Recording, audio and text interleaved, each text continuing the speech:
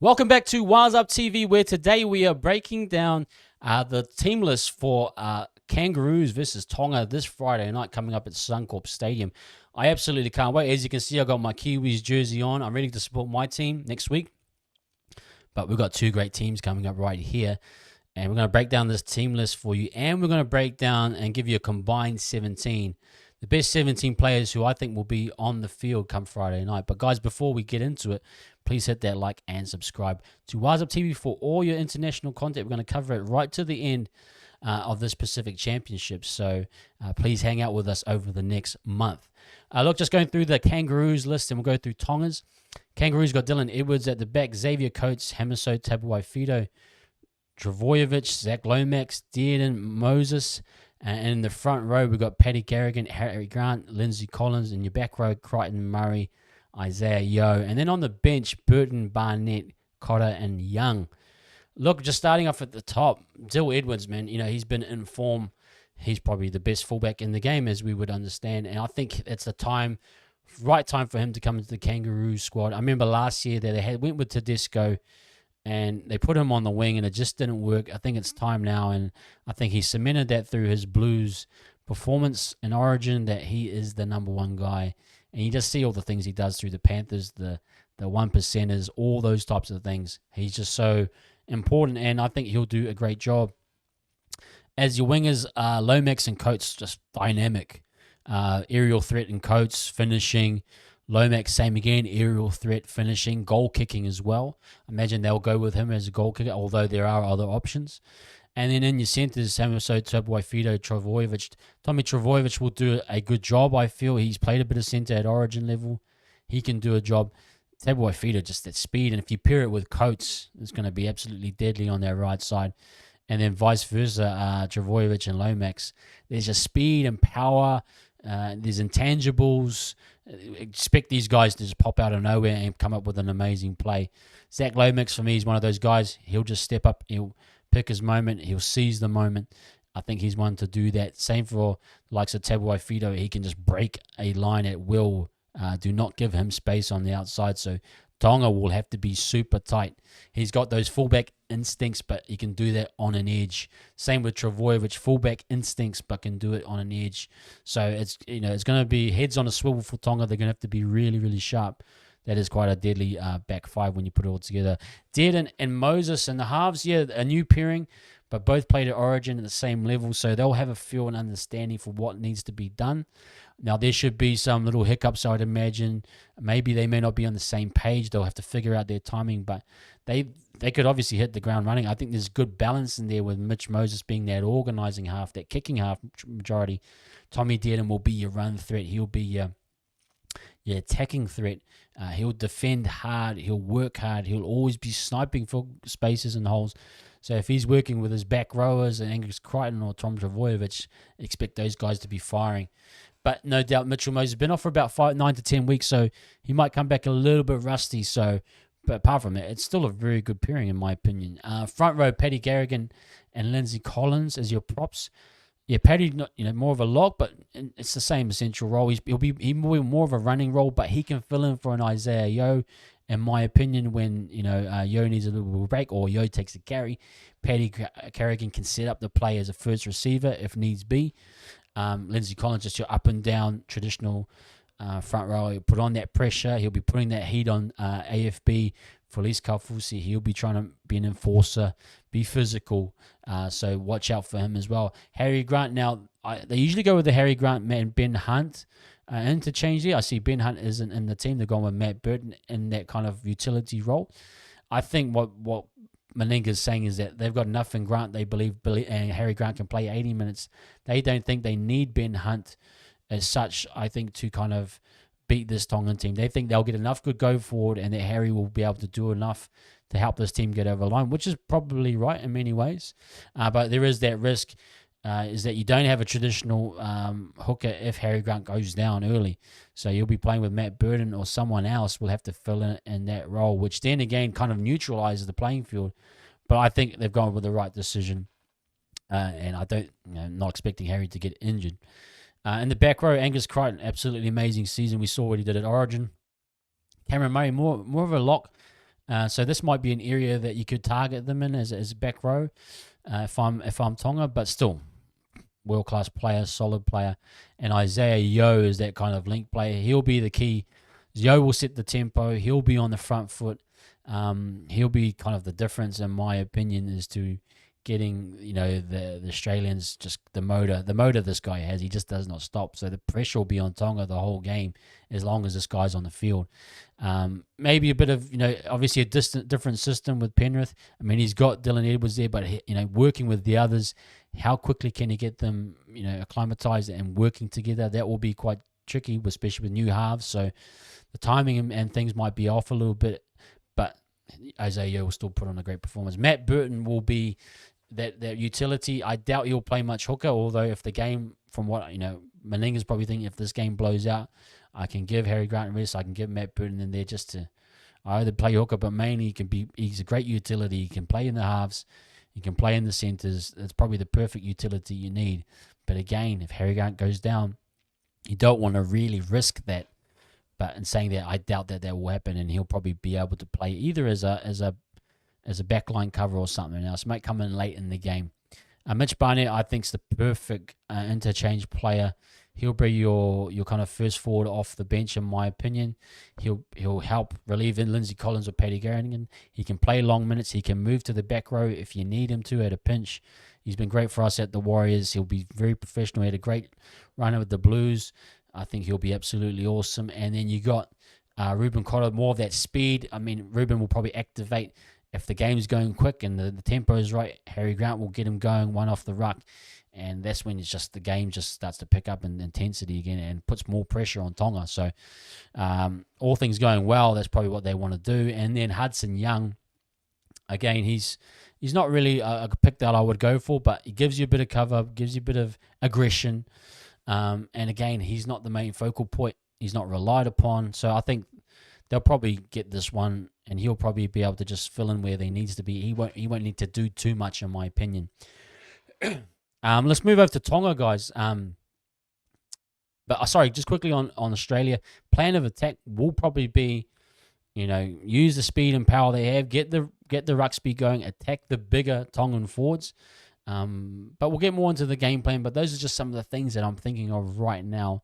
That's the way they want their target. Australia always love to use their speed and power, and a really effective backline play, very effective halves. Clinicalness, execution, excellence has always been what Australia's game has been about, and speed, forcing you to keep up. And I think that's going to be one of the difficulties. But there's some quality in the Tongan side. Lehigh Hopewadi for me is not what I expected, but it was talked about amongst others that he could get an opportunity, and I think he's exciting. I think it's good and nice and fresh, similar to what Whaolonga was for Samoa last year. I think having Lehigh at the back, it gives a bit of a freshness and maybe new ideas and new style. I know he's filled in for Travojevic at Manly, so I'm looking forward to seeing him play.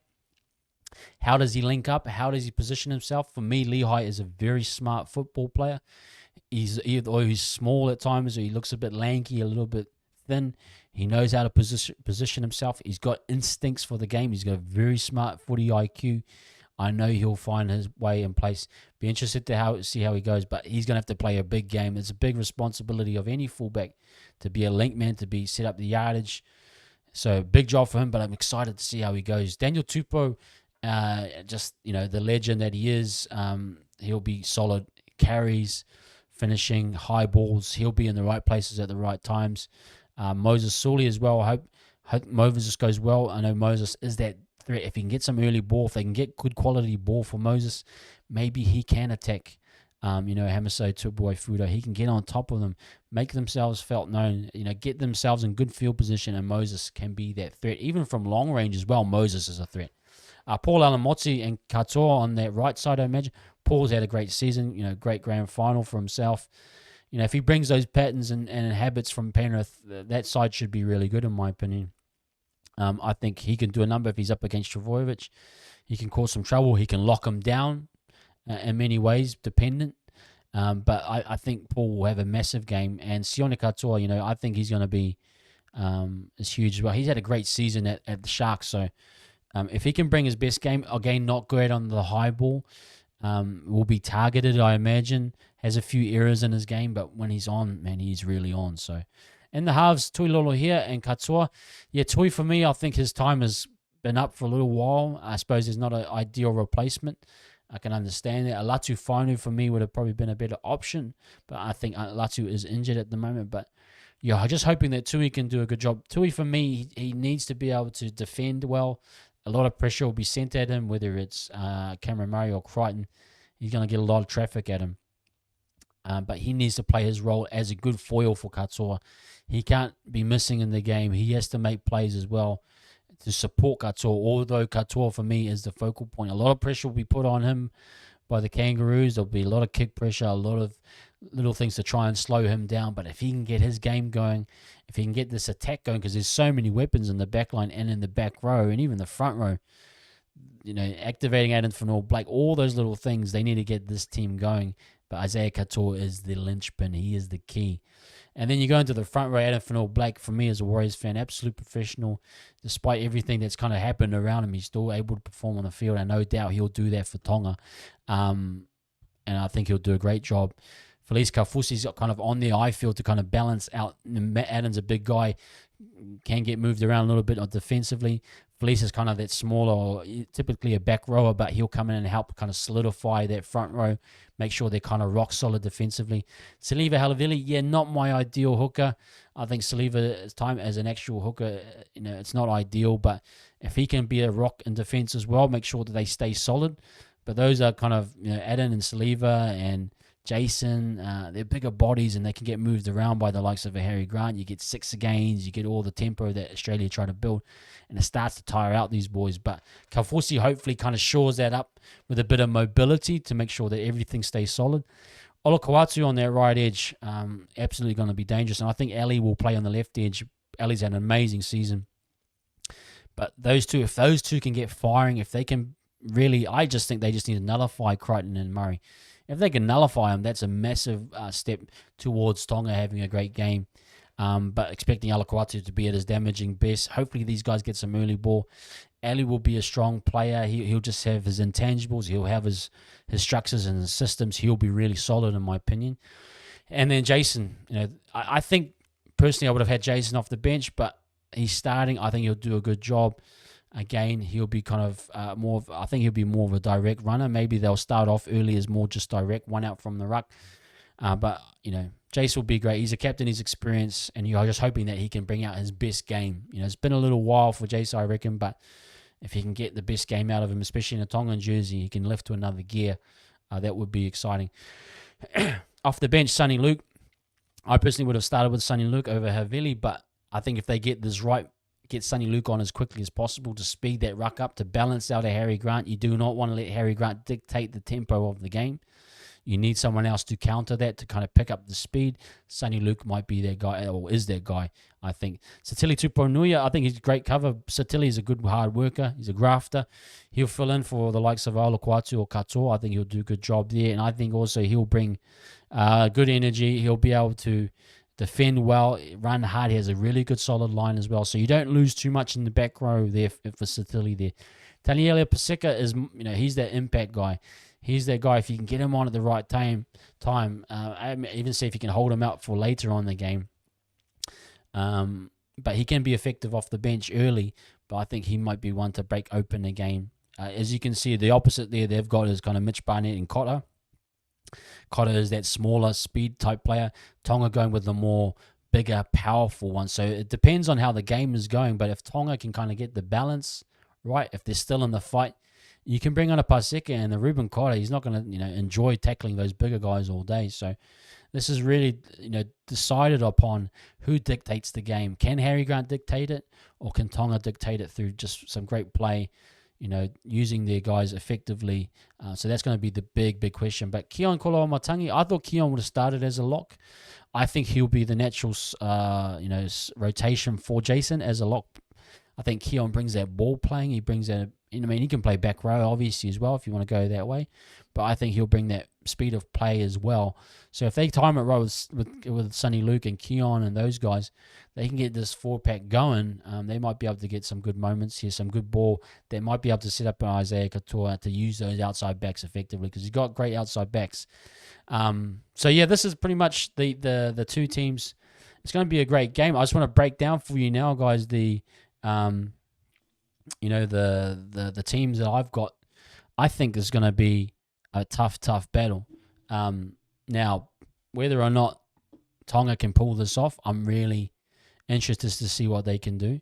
I think if they can hit the ground running, typically Australia in these games, they do start off really, really well. It's hard to kind of stop them at times. But if you can keep yourself in the game, from what I've experienced as a Kiwi, you can kind of survive and then you can get your moments. But when points are there and when you're on their goal line attacking, you got to get points. You just have to. You can't go away without points. So it's important to keep the clock ticking, to keep the points scoreboard ticking over. It just puts that extra pressure on you, on Australia. And then maybe later in the game, you pick a moment, Isaiah Katoa can pull it out of the bag and you win a close one. That's how I see this going. Otherwise, what I think Meninga and the likes want to try and do is get into this game, play the ball going quick, use their big man, push the big man around of Tonga, move them around, and that type of thing. So that's where I see this game heading. It's a game plan of speed for Australia. How fast can they get that play the ball going? How fast can they move these guys around? And then vice versa, Tonga. How long can they stay in the grind? How long can they kind of match it with Australia? And can they make their moments count? Can they make it effectively count? That's how I see this game going. But anyway, I've got my combined 17 for you guys. I'm just going to bring that up right now. This is who I think the best 17 players are on the field. Obviously, Dylan Edwards wins out over Lehigh Hopewadi for me. Coates on that right side. And yeah, I think he beats out Tupou or Katoa. Alamoti holds that right, so I think he's better. He'll be better balanced, and he'll beat out Travojevic from a center's perspective. If the run of play is in Australia's favour, obviously Travojevic will probably win that spot. But I think he beats out Tabuai-Fidow. I've got Travojevic on the other side of my left centre. And I think he'll probably balance up as a pairing. I think him and Alamoti, if they're going against each other, that will be a really, really good battle. Lomax, yeah, he's just on form, goal kicking, all those things. I think he wins that one. So that back five is obviously 4 Australians, Kangaroos, and 1 Tongan. I think it was kind of tight. You could probably argue even the Katoa and the Tupou as well. Suli maybe, but you just got to say you got to give those guys the edge based on where they've played. Lomax had a great season. Coates has had a great season. Travojevic is still class in my opinion, but Alamoti I think does win out that spot. And the halves, I've gone with Dearden and I've gone with Katoa based on I think Moses has just kind of come back from injury. Based on just current form, I think Katoa will have a better game. But Dearden as well has been, I think that's a good balance. And I think that's fair in my opinion. But you could probably go Moses and Dearden. But I just think Isaiah Katoa, he's a great player. And I just think based on current form, and I think maybe how the game goes, he might be more impactful. Front row AFB obviously beats out Carrigan for me, but it goes with Collins too. And then Harry Grant obviously beating out Havili. Crichton on their left side, Olukwatu on their right side. Yeah, I think he beats out, for sure on their right side. Then Yo. Now the bench, I've gone majority Tonga. I do think they've got a better bench. So I've gone with Luke and Barnett. So Luke is my utility. I think he's obviously more of a hooker rotation, but I think he's better cover or be better used than what Burton. Burton will be used sparingly, I would imagine. But then I think, yeah, Barnett obviously wins that. He's probably the best prop on the field, the best forward on the bench. But I've gone with Tupouniua and Paseka. I think that's a better balance for me. I think Tupouniua is better than Hudson Young in terms of back row cover. He'll play more minutes. He'll be more effective. And I've gone with Paseka over the Cotter. So you probably argue that Cotter's better and more quicker.